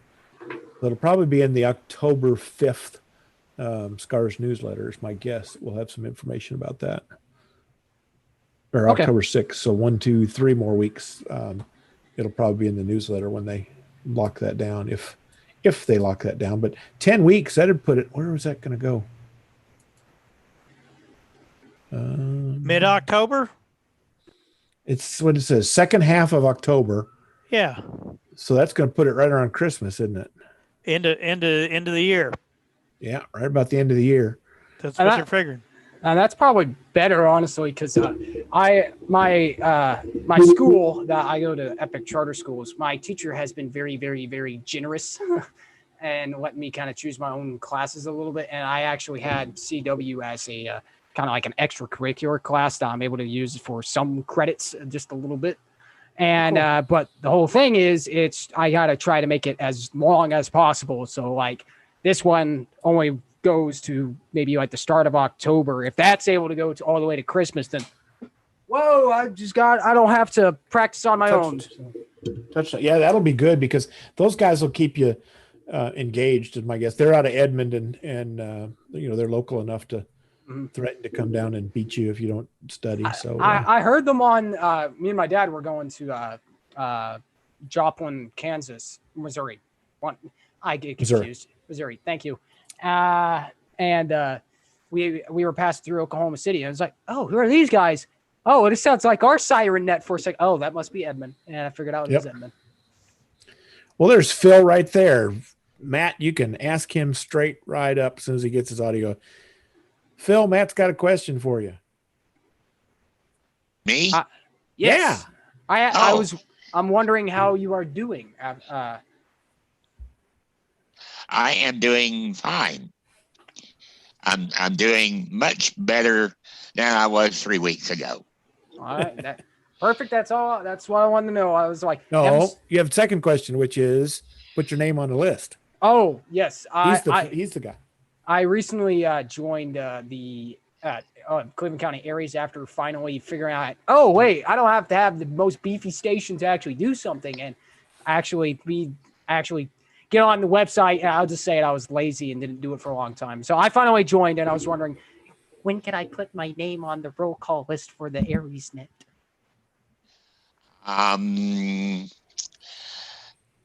About 1 week minus 30 minutes from right now. Okay.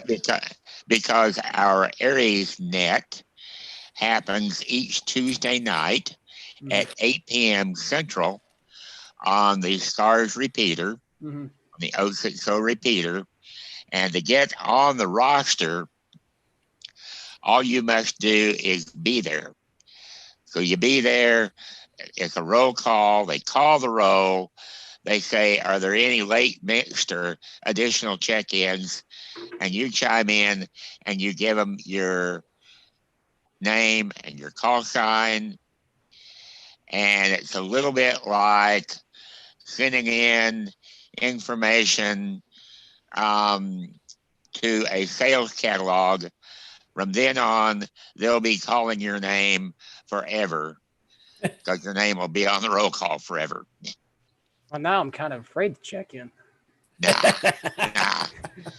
Actually, on occasion, we do go in and purge that roll call to get rid of names of people that have been gone for a year and have it checked in. So don't worry about that. Okay. Well, as long I think I'll be okay, because I think the greatest example is Mr. Mark with checking in every like blue moon, and there we go. That's me. Yes. Well, we had to watch it to avoid calling the name of a silent key, which is not cool. No. Or calling the name of someone that hasn't checked in over a year, and we realize they don't live here anymore, and that's kind of not cool. So we watch it a little bit closer. Now, to get recognition from the official Aries organization, see Mr. Mark. Yep. I said there's nothing there. You just sign up and you're good to go.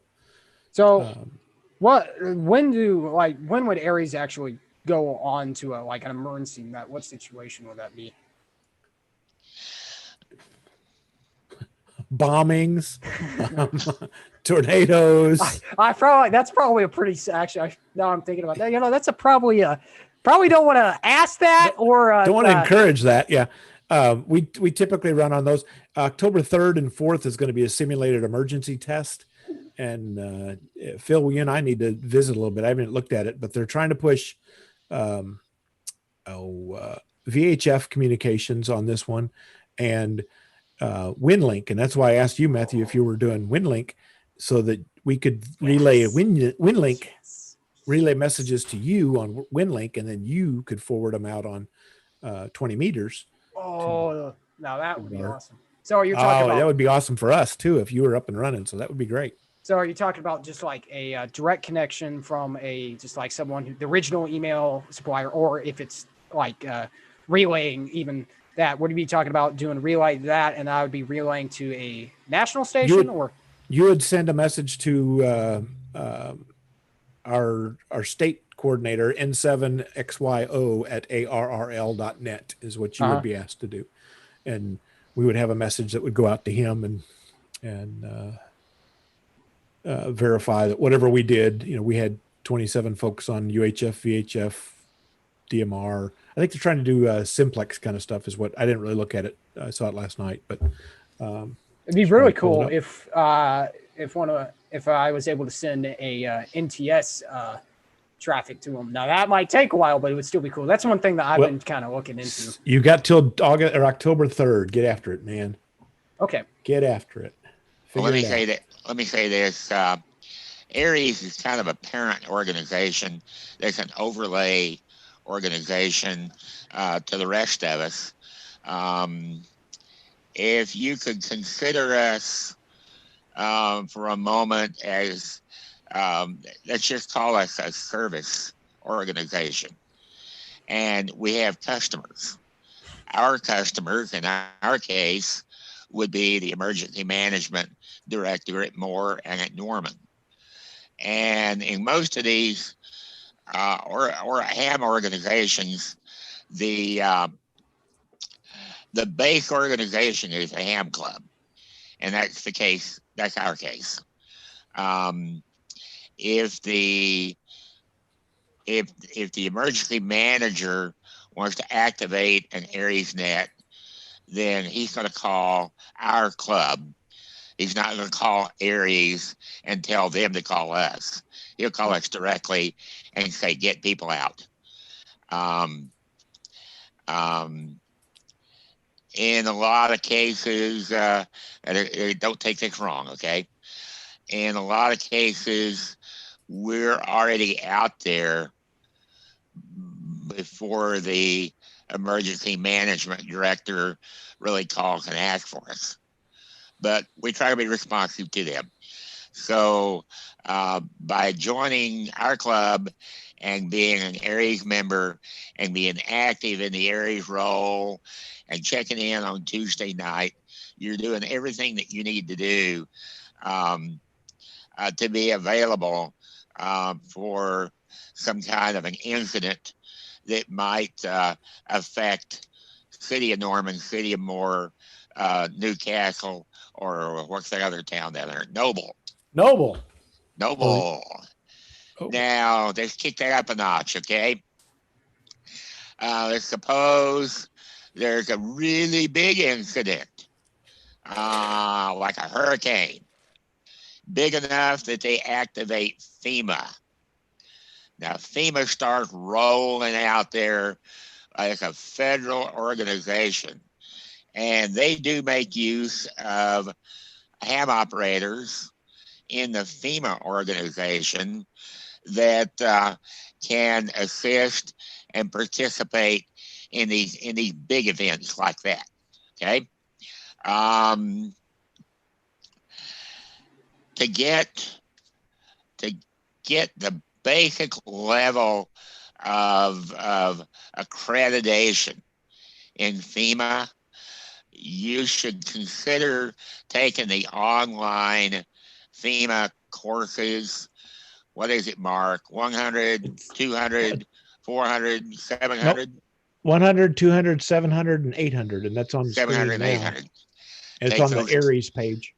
Take those courses, and every once in a while, they have a certification class that takes place around the city here somewhere. I took it, Bill Lockett took it, Mark took it. I don't know, a lot of people took that accreditation course. To get a seat in the course, you must have passed those 4 online courses. And the little online courses are not hard. It's a read it and fill out the form type thing. So what they give you is an accreditation. You can call yourself what is it, Mark? An auxiliary Oxcom, auxiliary communication operator. And you've got people like Galen Kitch that are a level above that are, what do they call him? ComLs. And the ComLs start looking around for Oxcoms to man the post so they can point you to a radio and say, I need you to establish a link with Oklahoma City right now. And you know how to do it because you're a ham operator. And they know you know how to do it because you've got that accreditation. So that's kind of worth getting, and it's a little bit of fun. Doesn't cost anything, by the way. I don't think it costs anything, does it? No. If it costs anything, it's like $15 or something like hotel room to stay overnight, usually if you're hotel room. Yeah. Now the FEMA accreditation won't get you anything here within SCARS. The only thing you need for SCARS is to be there and with a radio to be able to operate. But that on the SCARS Aries page, Matt, is the list of those FEMA classes that okay. The Civil Air Patrol does the same thing, and that's all on their little list. I was about to say, right now I'm trying to get qualifications to get the qualification I'm trying to get via the Civil Air Patrol, and some of the 2 of the qualifications are IS 200, IS 700, and IS 100. So I'm going to be taking them. I'm just got to take my time. But so my question is, so do you when you take those classes or courses, is that what will they send you like a certificate after that to say it's all online, so you can get a PDF. You download your own. Okay. Darn it, I can't. I did the 4 courses. No, you don't get anything framed. You don't get a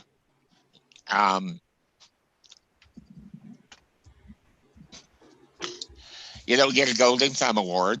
You only get one of those for being long on the pickle switch.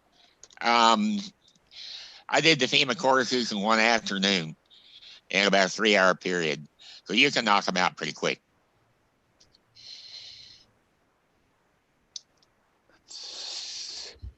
let's see.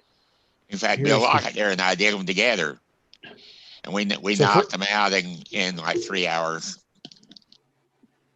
There's my 100 training certificate that's on the screen, and it's just a PDF that they get, and we store them all on I've got a OneDrive section that these are all the people that have training set up. Even Mr. Lee has some. Go, Mr. Yeah. Lee. He just actually turned that in Saturday at the meeting, and I don't remember which one it was. Oh, it was spotter training. I was about to say I've signed up for the training seminar in October during like the festival or something like that. Oh yeah. And I'm excited to do that because that's one thing that Civil Air Patrol usually doesn't have. So I'm like, I'm going to be the guy that knows when the tornado's coming at us, not or something like that. But yeah, send me the training and then I'll put it out here on the web. And if you need it, you can always come back and grab your own training. Don Parker's the one that kills me. He just must do Whoa. nothing but train.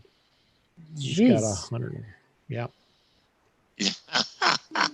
He's got a bunch of them. I haven't heard. Anybody heard from Don in a long time? Not forever. No, I haven't either. Well, next you know, he's going to bring in like another 20 certifications to you. Yeah, that's probably true. Here's the most recent one I just did was a BNSF hazmat training. The cool thing there is if you complete that training, they give you access on an app that will let you look up train cars. So if a train goes by, you can put in the car number, and it will tell you what's in the car, and it'll tell you the whole train component of how many cars and engines and all that kind of stuff. That's kind of cool. Okay. I'm gonna say goodbye now. Goodbye now. Is my audio working? No, we can't hear you say a thing, Bill. You're No. Good. Matthew, I have one suggestion. If you take that Oxcom course and it's taught by FEMA instructors, turn your cell phone off. That's the whole point about having 3 monitors. I can do things while I'm also but I will take that suggestion. Mostly because I don't want to have like my mom calling me while I'm taking a FEMA course. That might be a little bit weird. A little bit embarrassing. Yeah. There's a pipeline certificate. OPA. Okay, everybody, goodbye. That's the one John he did a really good job. John N2 MOT, John Burroughs did. He ran the pipeline piece out of that. Did a really good job. A really good job. Do you think where will the information for the exercise going to be coming out? Is that just I'll put it in newsletter?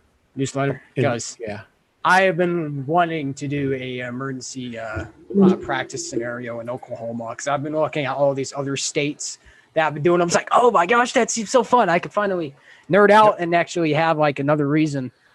And go ahead. I will tell you that it's on the screen, and the idea is it's going to be a high wind situation and all that kind of fun stuff. And their goal this time, it says, to use VHF voice is encouraged. They usually have a goal to kind of let everybody work on, and then assigning people to different areas and either use their emergency power source or explain what their emergency power source is for that piece. They're also pushing, I saw someone here pushing simplex to try to see what we can do with simplex. And, with Randy out there doing the net on simplex, that's kind of fun. He's pushing that out. So I guess that has another question for simplex on it when it actually comes to the exercise. So do you think more people always are going to be on the national calling frequency, or do you think they're going to be on like the repeater frequency, at least for W5 and OR? I don't. What do we usually do, Phil? I don't remember. Is he still around? I'm around. Yep. What do we usually do when Randy did the simplex last time? Did he do it on the frequency or did he do it on 5.2? We do it on the repeater output frequency. Okay. Simplex. And then the cool thing, and literally, Matt, I'm going to count on you, is that we have to send an email to a WinLink email to the section coordinator, Mark Conklin, at that email address. So if you make sure you know what you're doing on sending an email address, that would be awesome. Well, the only thing I could say is I don't know how I'll be able to run because right now the only time I've sent WinLink is on my home power. I guess I could try to battery charge the computer no, because I have a laptop that I can use and then I can run my ICOM 7300 off of a battery that I have. But all I'm going to say, hopefully the propagation works today and hopefully not many people are going to be sending. It's a 2-day thing, so it's not like you have to do it right now. It's like a real emergency. In a real emergency situation, you're at the mercy of propagation. And I'm also at the mercy of how many other people are trying to send emails because that's the one thing I've hated about WinLink is, ooh, there's a station real close. Propagation's supposed to work. Check it. Well, crap, it's in use. All right, time to the next one. Well, shoot, are they just all going? And check another one. And then the one that has horrible propagation, and that either I can't hear it's being used, or or no one's using it, and I can't make contact with it. So, usually horrible luck. That's why we practice, and you just wait until your turn, and then off you go. So, will I get the if I am the one? If I am. Will I just be sending a message to him? Just doing it? Okay. We will send you a message that says, please send the following message to n7xyo@arrl.net. Will I get that the message from a simplex frequency from a net? Well, you're down there in the big Lexington, so I don't know how much you're going to get simplex out of there. So we might have to go repeater through to you. Well, see that I'm going to try it because I can maybe try to get a because that's a month away. I think I could probably come up with some stupid something, and I might try to do some testing with people in Norman and see how it works. Because I've been wanting to try to make a what are they called? J-pole? Well, that's something I'm kind of interested in. I'm trying to remember because I'm trying to do more of like QRP stuff. I'm trying to remember. There was, oh gosh, it's like it uses ladder line and it just has one coax and you throw it over a branch and that's basically it. It's like a vertical. I'm trying to remember what it's called. J-pole usually. 4-man's dipole. Yeah. Or that. Oh man, I can't remember. They might. I know they make J-poles like that. So yeah. So either I have a tape measure Yagi. I'll see how that works, or maybe I'll just come up with something else. But hello there, cat. Oh, that's Sonic. That's Sonic. That's Sonic. That's an amateur radio operator right there. Yeah. W7KAT. Well, there's two people having cats. All right. Oh man. Cat laying on me. As I say, that thing's stressed. Do you know CPR for your cat, Lee? I abuse him all the time. You can tell. Yeah. Well, I will make sure to start testing equipment and there you go. I'll be ready for it. Get on it. Yep. Okay. Well, I got to, as per usual, I got homework and all other earthly activities to do. So thank you for letting me join and thank you for answering my questions. I'm going to have to leave you adieu. So I hope everyone has a great night. And thank you, Mr. Mark. Thank you, Mr. Phil. And I hope you continue to feel better. Goodbye, everyone. Everyone stay safe. Yeah. Bye, buddy. 73. 73. Bye. Mark, I'll have to get with you on that mobile rig. Okay. Yeah, whenever you get around to it, we'll just take it and see if I can listen to it. Well, I can drop it off to you sometime. Yeah. Soon. Yeah. We'll coordinate a time that I can come by and just drop it off to you and let you tinker with it. See if you can figure out what. All right, man.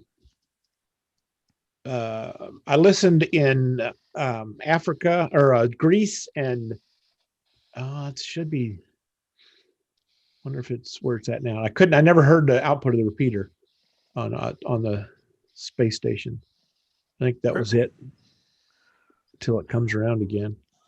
Yeah, it's supposed to come around here in a little while. Yeah.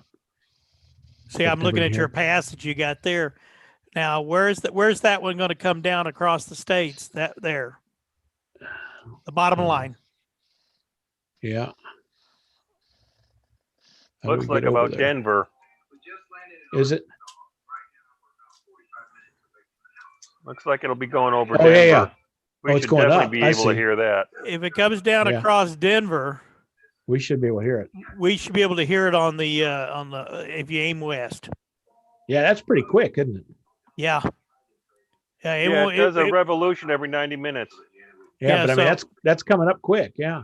Yeah, it won't take long. Within the hour, and you ought to be able to hear it. And you never know who might be on there. I wrote down a whole list of people I was listening to on there. I wrote down their calls all over the place. I might have to stick around and look at and listen for it. Brent, I don't know if you're listening or if you got audio. I have, let me switch it over to that channel. I have that's the home port screen from our friends in wherever they are. Zdravko split thing. What program are you using? This is a system called Homeport, and there's a group out of I don't remember where they're, Ukraine, somewhere, that's doing satellite ground stations, and I'm signed up to be a ground station for their ground station network test, and they've been building this software that the concept is that I would be issued a contract, and they say, hey, for, I don't know, let's say $10. For $10, you listen to this satellite and send the upload frequency, or send the upload audio. Cool. And eventually it'll all be automated.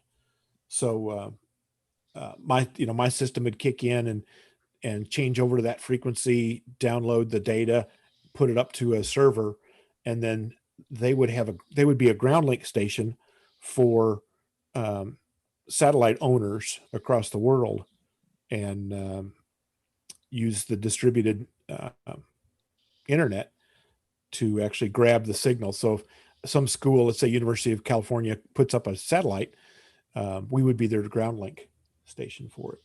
That's kind of cool. fun to watch. Yeah. ISS will be over at 9:34. 9:34. Well, shoot, just enough time to go potty and come right back here. Yep. All right. Well, I'll catch up with you before the end of the week, Mark. I'll send you a text message. Okay. And we'll see what time I come by or something with you. And okay. Just drop it off and leave it with you and let you tinker with it when you get a minute. Okay. My office is just south of the Tecumseh Hospital, the Healthplex. You just have to send me your address and I'll Google it. Yeah, but that's where it's at. So if you think of a time that's convenient for you to run that south, that'd be great. Its highest point is only going to be 33 degrees above the horizon. Yikes. That's not too bad. You can still hear it.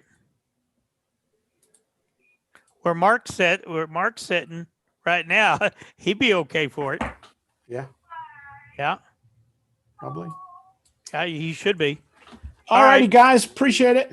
Talk to you later. See you some other day. Yep. Bye, everybody.